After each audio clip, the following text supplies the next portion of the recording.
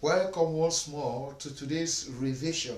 Now, our next question, again, we are drawing a question from GCE, or rather from Bamenda Regional Mock 2019 textual analysis. The question reads thus: how is history important to our understanding of any three prescribed texts?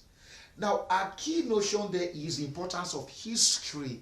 You can see the equation, history. How is history important in in our understanding of entry prescribed text? In other words, the examiner wants to find out from you and I how history has inspired these stories, or how any of your stories that you have chosen, any three of them, were inspired by history. So let's apply our Bole Butake. Let's see how we can get history from Bole Butake's Lake God.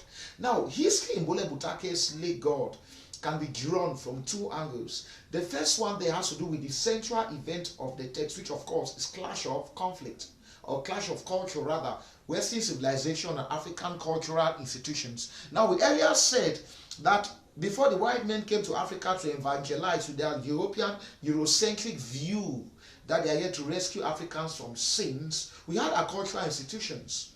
So when they came to Africa, they had to evangelize and convert Africans to their religion.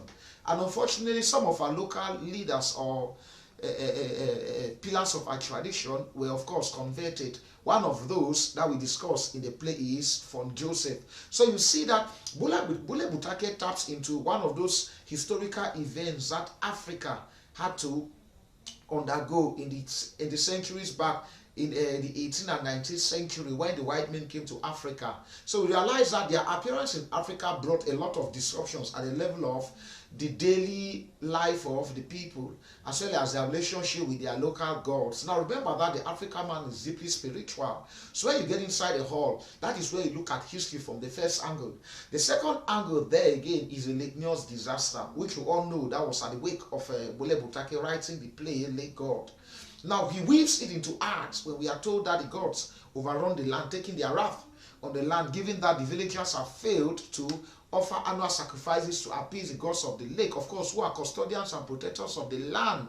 So for Bole Butake to make references to the Lake Nyos disaster is another inner workings of history, helping us to fully understand the context from which the play is written. So that is how you discuss history in that play. You might also want to tap into von Joseph's flashback into how he took over the crown from his father, who of course gave him numerous wives, but then his love for Angie or Angela would see him keep Angela as his only wife while letting the other women go. That again, we can look at that remotely as history, because it taps into his own flashback, his own historical account that is within the novel, but then within the play rather.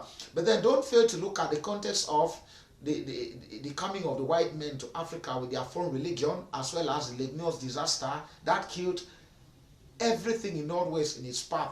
And we're told that it was as a result of the gases that spilled over from the bottom of the lake and killed everything in its wake. So Bole Butake will use it as reference to the gods taking their revenge on the land. Okay, let's see if we can take another question after this, but then please, you just tap the subscribe button so that you can follow our revision. Now that we are building towards the GC, you don't want to miss anything. So we'll continue to revise so we are able to go through these questions, and then we can get some more. So hit the share button, the like, and the subscribe. See you then.